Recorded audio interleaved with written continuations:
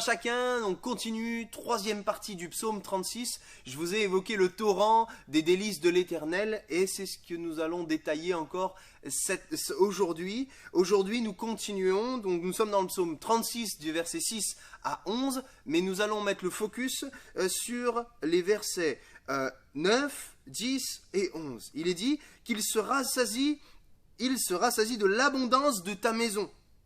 Et tu les abreuves au torrent de tes délices, car auprès de toi est la source de la vie.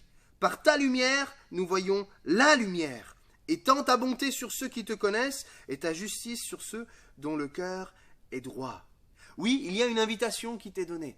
Comme Jésus a utilisé Philippe pour inviter Nathanaël à le découvrir, viens et vois, le Seigneur invite plusieurs fois ceux qui le croisent à venir. Et par exemple, dans Jean chapitre 4, il invite une Samaritaine, une étrangère, une femme isolée, honteuse de sa vie morale, à venir auprès de lui parce que lui a une source qui jaillira jusque dans l'éternité. Une source inépuisable, inaltérable et qui nous rafraîchit jour après jour. Et c'est ce que nous dit ce psaume 36. Il se rassasie de l'abondance de ta maison et tu les abreuves au torrent de tes délices. Jésus a dit que si on venait à lui, nous n'aurions plus jamais soif. Oui, et dans la parabole des fils perdus, du fils prodigue et de son grand frère, c'est pour ça que je l'appelle la parabole des fils perdus, il invite son jeune enfant à venir dans la maison, à bénéficier des mets. Le veau gras a été tué, ce qui nous parle de Jésus qui est mort sur la croix, nous offrant ainsi, à toi comme à moi, un libre accès auprès du Père, dans la maison. C'est pourquoi Paul dira aux Éphésiens, vous n'êtes plus étrangers, ni errants, perdus, sans destinée, vous êtes gens de la maison de Dieu. Et mon ami, j'aimerais t'inviter à venir dans la maison de Dieu, parce que celui qui cherche l'ombre des ailes, cherche un refuge dans la présence de Dieu, il est cette même personne qui honore l'invitation de Dieu, l'abondance de sa maison. C'est cette même abondance que Dieu révèle dans le psaume 23, quand la table est mise et nous mangeons en face de notre adversaire les mets les plus exquis. Je ne vous parle pas de l'abondance financière, matérielle, mais de l'abondance spirituelle. Parce que oui, nous pouvons être épanouis avec presque rien sur notre compte en banque. Nous pouvons être heureux, même si nous ne vivons pas dans une maison à 10 étages avec piscine creusée. Nous pouvons avoir plus de joie que celui qui roule dans le dernier Mercedes, dans le dernier SUV Mercedes. Nous pouvons être heureux à partir du moment où nous honorons l'invitation du Christ à venir dans la maison, nous rassasier de l'abondance de sa présence, puisqu'il nous dit par la suite, tu les abreuves au torrent de tes délices. Dans Ézéchiel, il y a un torrent qui sort de la maison de Dieu. Oui, la maison de Dieu est comme un torrent.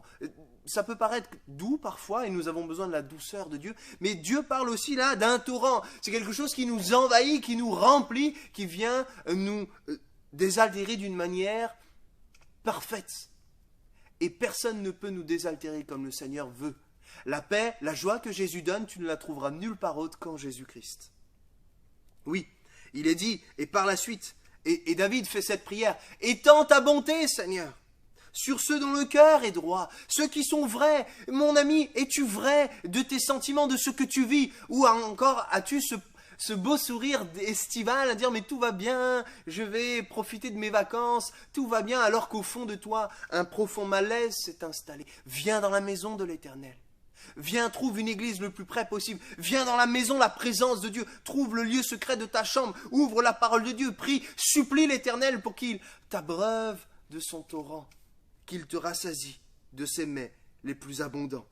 Oui, le Seigneur continue dans sa parole. Tu abreuves nos vies de tes délices. Mais le Seigneur dit que celui qui est auprès de lui a la vie. Oui, l'Éternel l'a dit par la bouche de Jésus-Christ. Quand il était sur la terre, celui qui meurt quand il est en moi ne meurt pas, il vivra pour toujours. Oui, Jésus est le chemin, la vérité et la vie. Et je dirais même plus, il est le chemin de vérité qui conduit à la vie éternelle. Es-tu sur ce chemin? Vis-tu d'un cœur vrai, éclairé par la vérité, la source de la vie, puisqu'il est question d'une lumière? Nous sommes tous à la recherche de la lumière, non pas de ce soleil brûlant qui vient brûler nos peaux et vient nous assécher, mais je parle de cette lumière qui vient resplendir sur notre visage. Jésus est appelé dans Jean chapitre 1, la lumière du monde qui vient éclairer tous les hommes, amener des ténèbres de la nuit à la lumière, une lumière qui vient nous rassurer. Rappelons-nous quand nous étions petits, nous avions besoin d'être rassurés par papa, par maman, et parfois nous réclamions la veilleuse dans la nuit pour avoir une toute petite source lumineuse. Le Seigneur ne se contentera pas dans ta vie d'être une petite source lumineuse, une veilleuse, il veut t'éclairer entièrement.